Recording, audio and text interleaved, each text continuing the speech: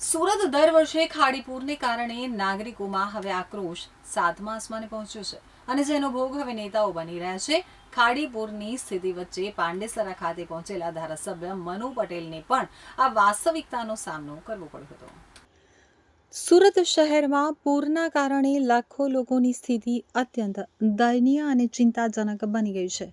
સતત 3 દિવસ સુધી ખાડીના પૂરના પાણી રહેણાંક વિસ્તારોમાં ભરાઈ રહેતા સ્થાનિક લોકો માટે તે માથાનો દુખાવો સાબિત થયા હતા। પૂરની આ વિકટ પરિસ્થિતિ દરમિયાન અનેક વિસ્તારો એવા હતા જ્યાં વહીવટીતંત્રના અધિકારીઓ કે સ્થાનિક નેતાઓ ડોકાયા પણ ન હતા, જેના કારણે લોકોને કોઈ પણ પ્રકારની પ્રાથમિક સુવિધા કે મદદ મળી શકી ન હતી। આ આકાશી અને વહીવટી સુસ્તીના કારણે જનતામાં ભારે રોષ વ્યાપેલો હતો।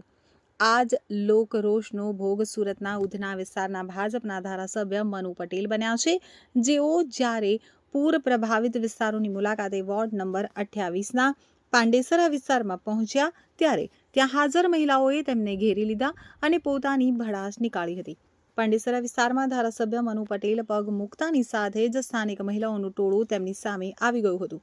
મહિલાઓએ ધારાસભ્યની સામે સીધો આક્રોશ વ્યક્ત કરતા જણાવ્યું કે અમારા ઘરો પાણીમાં ડૂબી ગયા હતા, ખાવા પીવાના ફાંફા હતા, છતાં 3 દિવસ સુધી અમને કોઈ જોવા સુદ્ધા આવ્યું નથી। મહિલાઓએ આક્ષેપ કર્યો હતો કે મુશ્કેલીના સમયે નેતાઓ ગાયબ થઈ જાય છે અને જનતાને હેરાન થવા માટે તેમના નસીબ ઉપર છોડી દેવામાં આવે છે। પૂરના ગંદા પાણીની વચ્ચે દિવસો વિતાવનાર મહિલાઓનો પિત્તો જોઈ અને હજી પણ સાતમા આસમાને હોય તેવું લાગી રહ્યું છે। दूसरी स्कूल में शिफ्ट किया, तीसरी 7 स्कूल में शिफ्ट किया है सबको। 2500 से ज्यादा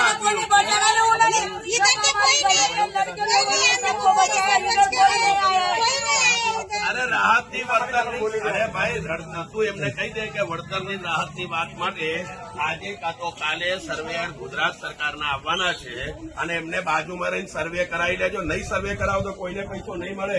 તમારા ઘરમાં શું થયું છે એ બધું તમે લખાવજો, નહીં લખાવો તો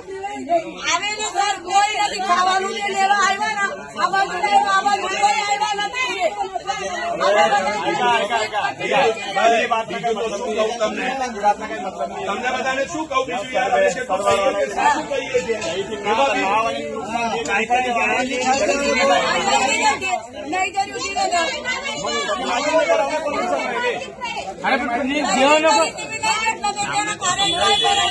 છીએ લખાવશે એનું લિસ્ટમાં નામ આવે।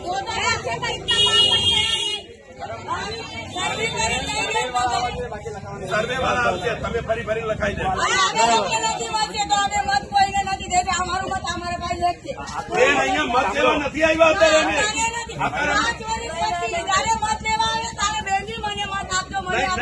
એ વખતે